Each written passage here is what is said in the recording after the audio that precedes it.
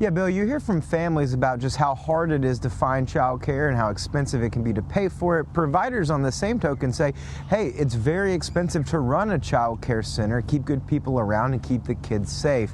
We heard today at an event with Senator Warner that really a lot of this seems to boil down to money. One of the things that they realize is, oh, I'll just wait until they get to school. Changing attitudes like that is one reason Shantae Summers opened Foundation's Learning Academy in South Richmond. They saw it as babysitting, drop in. They didn't see the value of educating their children. Her independent child care center sits in a child care desert where accessing quality early childhood education can seem impossible to families. Planting that seed early, even with the families, to know that their involvement in their child's education as early as possible is critical into bringing up successful children. What Summers says many don't realize is just how expensive it can be providing that critically important foundation for a kid's life. Most parents, honestly, if you had to pay for child care according to what the true value and what the necessity is, most parents wouldn't be able to afford it.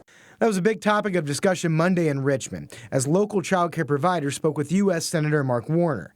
These providers all want to provide quality care and options for families, but funding sources, they say, make it hard to retain educators and maintain programs without passing along the cost to families. Whichever argument you want to take, whether the moral argument or the economic argument, there's enough there that this should appeal to everybody across the political spectrum. Warner says he backs the state's effort to send $400 million to stave off a looming child care cliff for low-income families. But he would like to see Congress dedicate $16 billion annually to more consistently support child care centers and programs. If that child goes to school healthy and ready to learn, and then years later never gets in trouble or doesn't have some mental health issue or other issues because of that early investment, well, it's hard sometimes for the scorekeepers to realize a lot of that goes back to early child care.